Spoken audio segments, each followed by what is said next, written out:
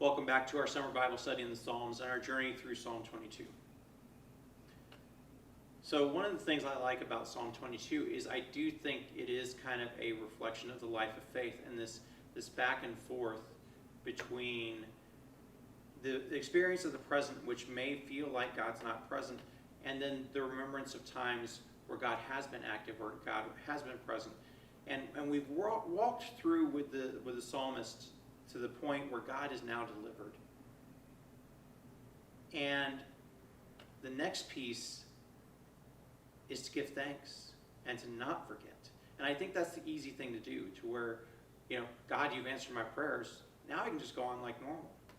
But I think one of the things I like about the Psalms is if and when the prayer is answered, then they take that moment to give thanks and to remember.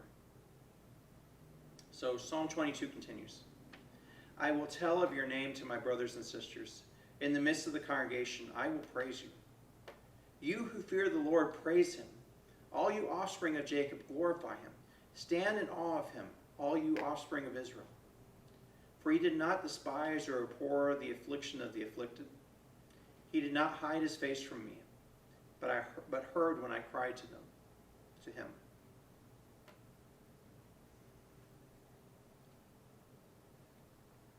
Not only does the psalmist give thanks to God directly, but now he feels compelled to testify, to tell about what God has done, to pass on to others so that they, when they're going through their crises, might be able to learn how to trust in God.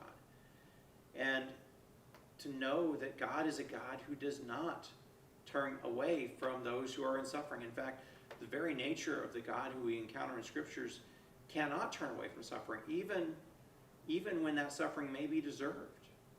That God still cares and wants to be with God's people, and when they are suffering, it causes God pain.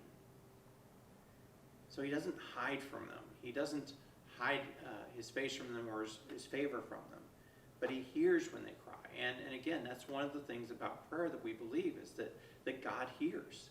That when we cry out to God, or when we are in pain or when we're suffering, that matters to God.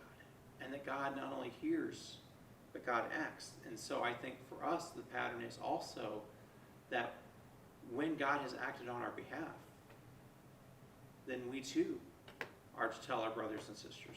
We too are to tell others so that they may come to know what faith looks like.